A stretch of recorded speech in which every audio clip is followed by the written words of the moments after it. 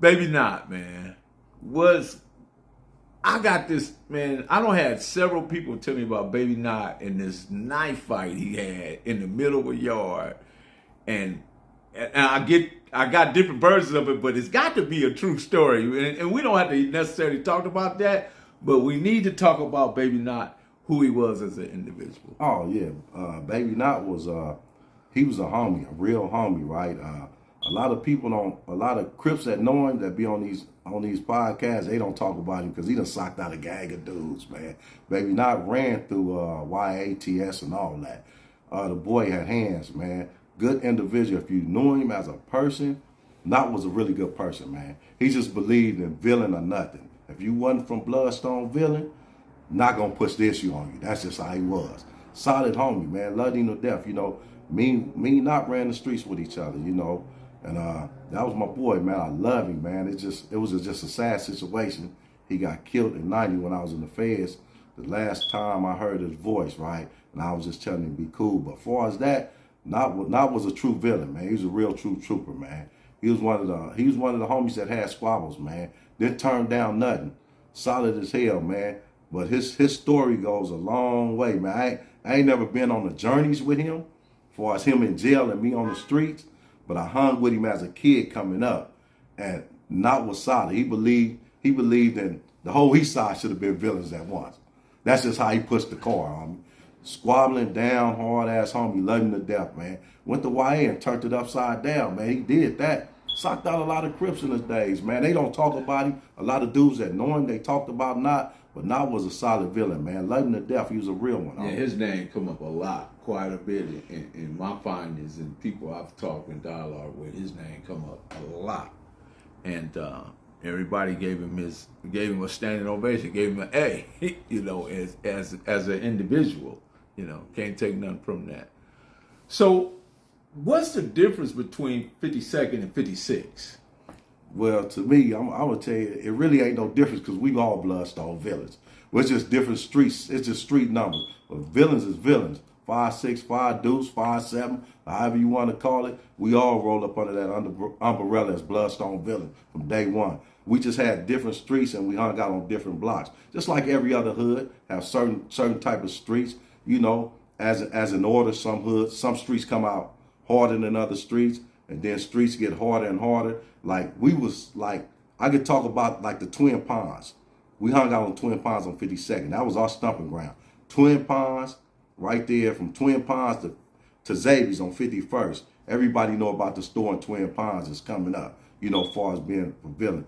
5'6", 5 deuce, 5'7" is no different. We all roll in the same car as Bloodstone villain, no matter what. Because we all homies. We stay down with each other. In the 70s, some of the craziest, serious graffiti I ever seen was the villains. Them dudes, I'm talking about, man, they was craftsmen with it. I mean, I used to just go down there just to see the graffiti, you know, because I was attracted. Because one thing about graffiti, when you read it, you knew where you was at, if you knew what you were reading.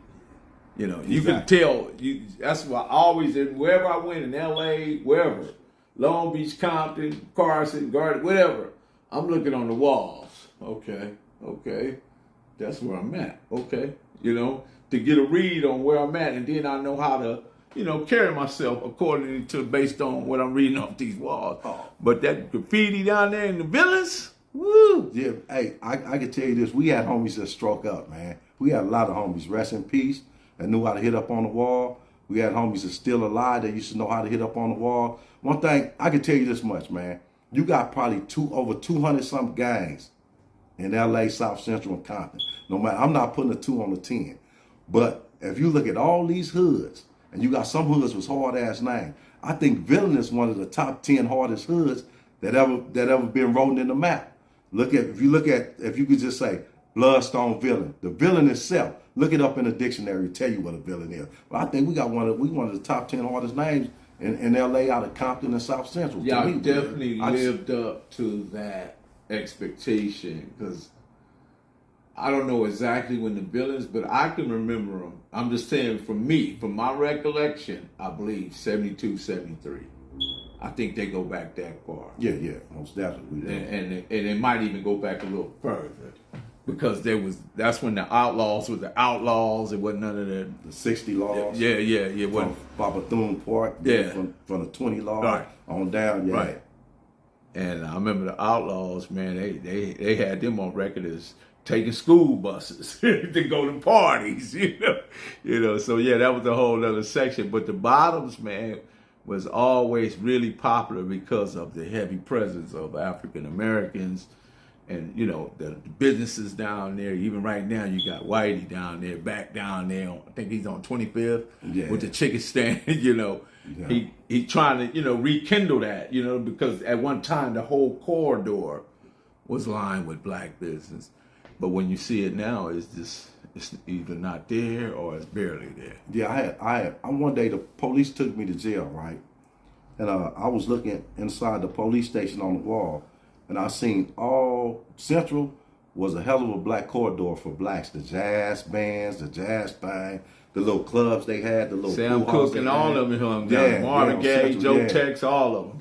Yeah, I seen it when I looked in the police station. I'm like, wow, man, Central really was the strong black hole for black people, man, off the east side. I tell a lot of people, man, you don't know if you don't know your history. I don't know my history that good, for us, you know. Far as off the east side or whatever, but I try to learn it because I asked certain homies and certain dudes that knew about history that been living long as me. Give me the 5 or 3, 4, 5, whatever the number is, that was most impactful to you out of the villain section, if you can give me that. And it don't matter what era or what age and none of that. Just impact. When I say impactful, this guy, he understood the logistics. He understood what his position was. He understood if he had them hands. He just understood the whole gamut of gangbanging. But far as just a person from that hood, or anybody, or from the villains. From the villains? Yeah, that just stood out. You know what I mean? Everybody hood got anywhere from 4 to 5 people that just stands out. We had a standout for as older homies, like, you know what I'm saying? They don't have to be older homies. They can be young homies. It was young homies though. Yeah. Like I said, like, you know, me I'm gonna just put it this way, so I don't want nobody get no misunderstanding. Me, you got homies that started the hood, right? And you also had homies that probably ain't never bust a pistol. I claimed the hood and had fights. And then you also got the homies that really gangbang, that came off the porch with the bussing, the rah-rah, banging in jail. And it's a lot of my homies, right? So I can't put no specific answer on them homies, but it's a lot of homies, you know, that was all a part of villain, that pushed that scenario for villain, right? Because I can't say it was me or say one of our big homies or other homies, but a lot of villains stood out. Good answer. This is what I was meant to tell you. It's an easy question, but a complex answer, because we don't want to offend anybody, and we don't want nobody rough. So I always say, man, hey, all my homies was like that. Exactly. All my homies. But I just wanted to ask the question because sometimes people look at things different. You know what I mean? But I don't have no opinion one way. Yeah, it's like you got the in hoods, like in all hoods, you had the dope sellers, you had the party ones, you had the ones that gang bang, and you had the ones that went to jail and claim. And you had, in all scenarios, you got 5. You can't leave out the car thieves. You can't leave out the car thieves either, or the jackers, right? But all them people, all 5 of them scenarios, them group of people, they all contribute to the hood. Right. No matter how you look at it. You know what I'm saying? Them actually the people that made the hood. So you can't never weed nobody out. As homies, we for to be a collective group as one. Right. And that's it. We for to have each other back no matter what. Man, even if the ones that's here, that we been here for a long time, that we should have each other back, because this all we got.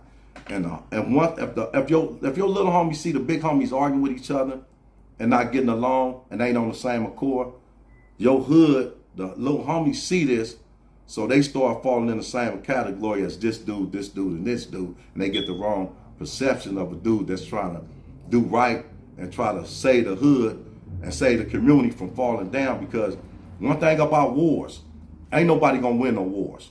That's just out. The streets is undefeated. The streets is undefeated. You know, so it's not a lifestyle, it's a death style. Exactly. So therefore, if you got a few homies that's trying to do right, and you know your homie is solid, and you did your homework on your big homie, you should be most definitely want to follow his lead, because he's pro-black from once, and he's trying to get things right with the hood. Because before anybody can get everything straight, we need to police our own hood and take care of our community, because we already losing our community. You know, so people need to realize and take false of that, man, and see what's going on around you. And stop being naive, because we all black men. Like I say, the longest hood's there, you're going to always have enemies, because the culture from this hood to this hood. But if you can sit down as man, and this is a lot of Crips and Blood sets, they'll sit down as men and try to get things right with each other. Dudes need to do that more. Stop pushing it and stop pushing violence with your homies and other blood hoods. Crip on crip, blood on blood, politicking in hood. Niggas killing homies from inside the in-house shit. Blaming it on other hoods, man. Come on, man. Let's stop the fiasco, man. Let's get real with this, man. You're right. And one of the things we have to do, even when you reach the plateau of in your 50s and 60s, is that you got to take out, in order to get to the truth, you got to first take the lies out. And the lies can be anywhere from dudes. You see dudes in this category say, man, I don't wear red, or I don't wear blue, and I don't do. Yeah, man, with some way, your mind is still stuck in the stuff that you did in the 70s or the 80s, bro. If you can't see that wearing it, as wearing a color being a problematic to you in your mind, because it's all in your head, everything that's going on in your head probably don't exist nowhere else. It's just going on inside your head. So if you can't get past that, then we got to find somebody else to help make this happen, because you ain't ready yet. And when you see that, that's what you got to tell them. You know what I'm saying? Because those individuals impede the progress or impede the historical significance of what you're trying to do in order to get to a better place, and place where black people are sitting down in a mature manner, addressing the issues in the community. With that being said, we're going to lock the door. Lock the door, Swanny. Lock the door. Proof of grind all the time, baby. Yeah. Cali Miners, baby. Proof of grind all the time. Music money. Got a dollar sign. Hub City. I'm a street nigga. Streets fuck with me. I'ma keep pushing products till the feds get me. It's guap off top. Diamond Cartier. That nigga wall won't give a broke bitch the time of day. They see me climbing, they see me shining. That's hard work, proof of grinding. New money got me tipping in that 550. Ali, bad man, and I'm so pretty. I got that tech with me, that's my hater sprayer. Go big, grind now, nigga, play later. What can I say? I'm addicted to this paper stacking, and I don't talk about it, I just make it happen.